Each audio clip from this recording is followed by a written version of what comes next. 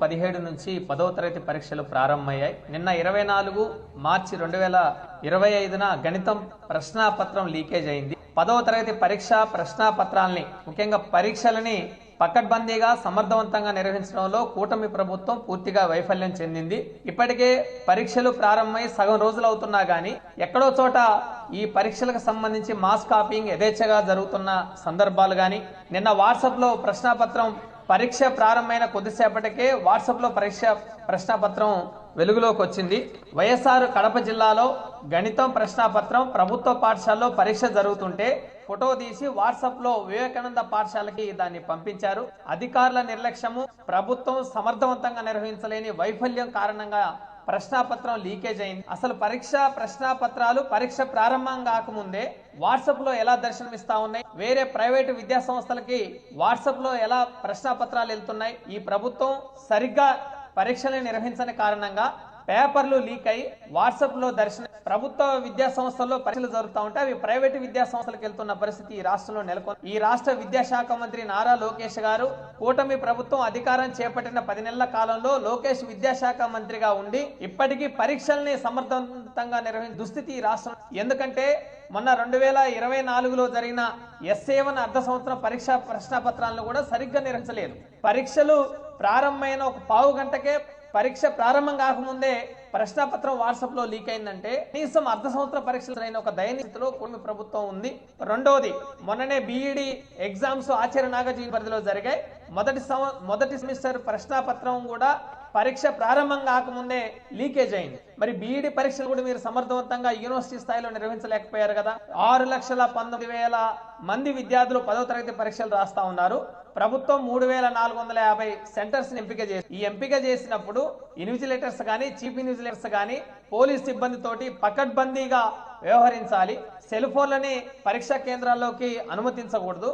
కానీ ఎలా private school కి వాట్సాప్ లో ఎలా ప్రశ్నపత్రం, గణిత శాస్త్రం మీరు ఎందుకు సమర్థవంతంగా నిర్వహించలేకపోతున్నారు? యంత్రాంగాన్ని సరిగ్గా వినియోగించలేకపోతున్నారా? లేకపోతే యంత్రాంగాన్ని పకడ్బందీగా వినియోగించుకోవడంలో మీ ప్రభుత్వం వైఫల్యం చెందిందా? అసలు లోకేష్ గారు విద్యాశాఖ మంత్రిగా బాధ్యతలు చేపట్టి 10 నెలలు అవుతా ఉంటే కనీసం 10వ తరగతి ప్రశ్నలు కూడా మీరు ఎందుకు నిర్వహించలేకపోతున్నారు? కూటమి ప్రభుత్వం సమాధానం చెప్పాలి. ఎందుకంటే చంద్రబాబు నాయుడు ప్రభుత్వం వస్తేనే ప్రశ్నాపత్రాలు, పరీక్షలు, మాల్ ప్రాక్టీస్ గానీ, అదేవిధంగా లీకేజీలు గానీ పెద్ద ఎత్తున జరిగి విద్యార్థుల జీవితాలతో చెలగాటమాడే ఈ రాష్ట్రంలో గత చరిత్రంతా చంద్రబాబు చరిత్రంతా లీకేజీల వ్యవహారమే. అకాడమిక్ పరంగా చూసుకుంటే విద్యారంగ పరిస్థితి చూస్తే చంద్రబాబు అధికారం చేపట్టిన అనేక దశాబ్దాల కాలంలోనే ప్రశ్నాపత్రాలు లీకేజ్ అయిన ఘటనలు కోకొల్లలు ఉన్నాయి. 1995లోనే 10వ తరగతి ప్రశ్నాపత్రం లీకేజ్ అయింది. 1997లో ఇంటర్ ప్రశ్నాపత్రం లీకేజ్ అయింది. కోలా రామబ్రహ్మం ప్రశ్నాపత్రం లీకేజ్ పెద్ద ఎత్తున విద్యార్థుల జీవితాలతో చెలగాటమాడాడు 97లో. ఆ తర్వాత చంద్రబాబు అధికారం చేపట్టిన రాష్ట్ర విభజన తర్వాత 2017లో ప్రశ్నాపత్రం లీకేజ్ అయింది. 2017లో నెల్లూరు, అనంతపురం, చిత్తూరు, కడప జిల్లాలో రాష్ట్ర వ్యాప్తంగా నారాయణ విద్యా సంస్థలో ప్రశ్నాపత్రం. ఈ రోజు మంత్రిగా ఉన్న నారాయణ విద్యా సంస్థలు ఆయన మంత్రిగా ఉన్నాడు.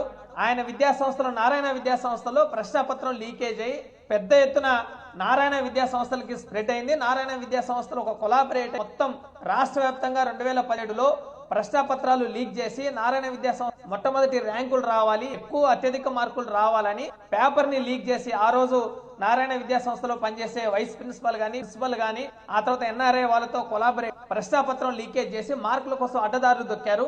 దాని మీద పెద్ద ఎత్తున నిరసనలు కూడా విద్యార్థి సంఘాలు ఆ రోజు ఆందోళన చేశారు.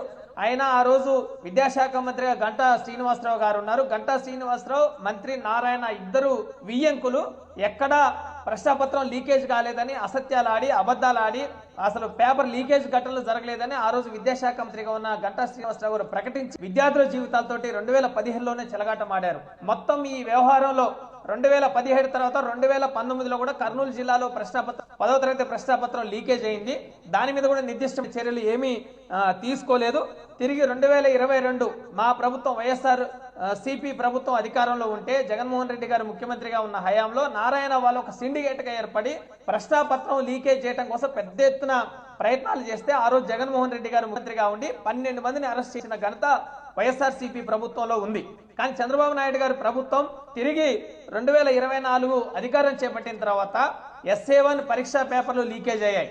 ఆ తర్వాత బీఈడి నాగార్జున యూనివర్సిటీలో బీఈడి ప్రశ్నపత్రం లీకేజ్ అయింది. ఆ తర్వాత 2025 మార్చి 15 జరిగిన మార్చి 15 నుంచి ప్రారంభమైన 10వ తరగతి పరీక్షల్ని సమర్థవంతంగా ఒక దుస్థితిలో ఈ ప్రభుత్వం ఉంది. ప్రశ్నాపత్రాలు లీకేజ్ అవుతున్నాయి. 6,19,000 మంది విద్యార్థుల జీవితాలతోటి ఈ కూటమి ప్రభుత్వం చెలగాటం ఆడుతా ఉంది.